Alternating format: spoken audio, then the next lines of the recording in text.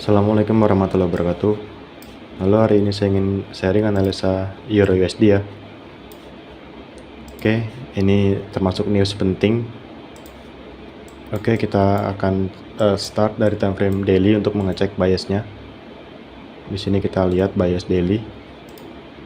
Secara struktur di sini kita lihat di daily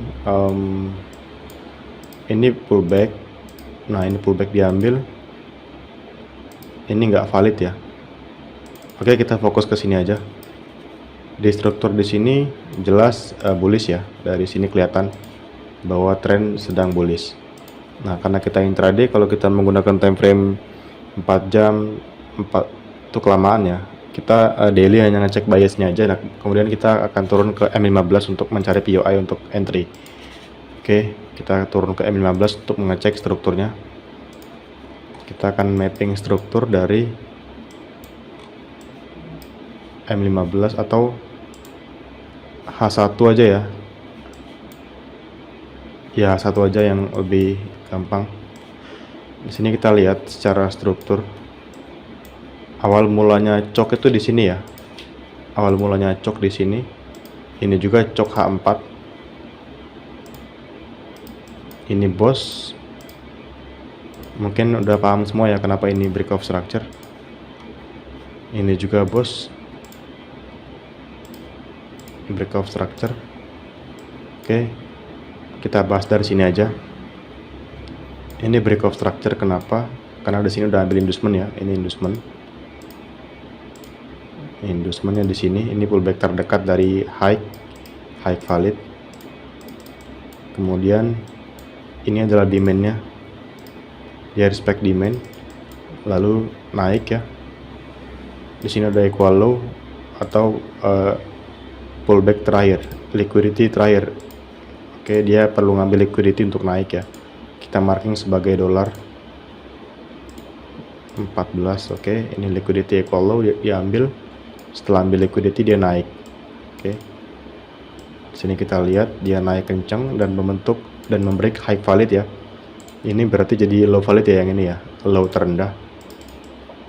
Kemudian ketika break of structure dia nggak pullback ke sini ya, nggak pullback ke sini, nggak sama kayak di sini. Ini cok dia pullback ke ekstrim, pullback ke ekstrim. Ini bos dia pullback ke ekstrim juga. Nah ini ya. Nah sedangkan yang di sini terjadi break of structure tapi dia nggak pullback ke ekstrim. Nah itu sering terjadi ya di market ya. Nah di sini kita lihat dia ngebreak high valid dan di sini kita lihat ini adalah pullbacknya. Sorry kita zoom biar lebih jelas. Nah ini kita zoom ya. Ini jelas pullback. Aduh, pakai garis pullback kelihatan.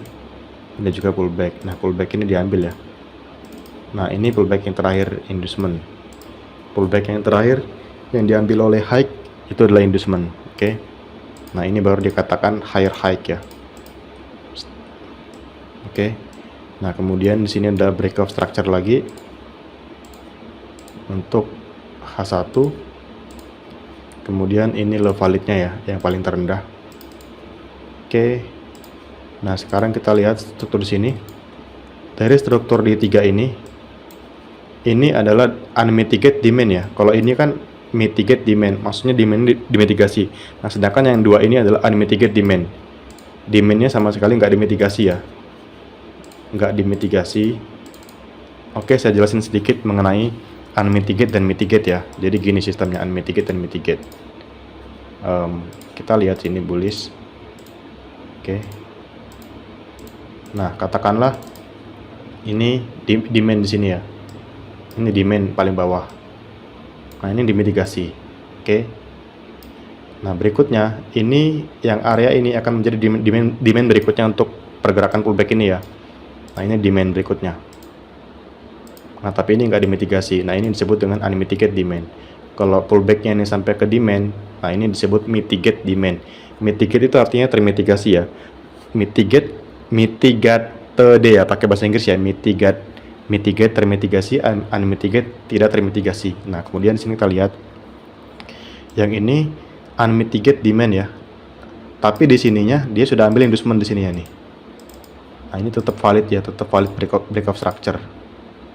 Tetap valid break of structure. Kalau lebih jelas lagi kayak gini lah strukturnya kira-kira. Inducement, kita gambar dikit saja inducementnya ya, pullbacknya ya.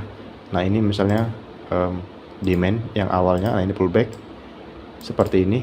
Nah ini adalah inducement. Nah dia hanya ambil inducement lalu naik, tapi dia nggak memitigasi demand yang di sini. Oke, nah ini akan jadi demand berikutnya. Demand berikutnya. Nah ini dia nggak mitigate ya, dan tetap seperti ini sama kayak gini, tidak termitigasi atau unmitigate demand. Nah seperti ini. Seperti yang terjadi di euro sekarang. Di sini kita lihat ini nggak pullback ke sini ya, dan dia bikin struktur baru lagi di sini. Di sini kita lihat strukturnya lebih jelas, lebih dekat. Ini apakah ini pullback? Ya ini pullback yang valid. Dia ngebreak ini meskipun break shadow valid ya, karena ini kan kita nggak nentuin bos, kita hanya nentuin inducementnya aja. Pullback diambil. Sini kita lihat yang terendah di sini. Garisnya kita hapus untuk memperjelas. Oke, ini high yang valid, low valid.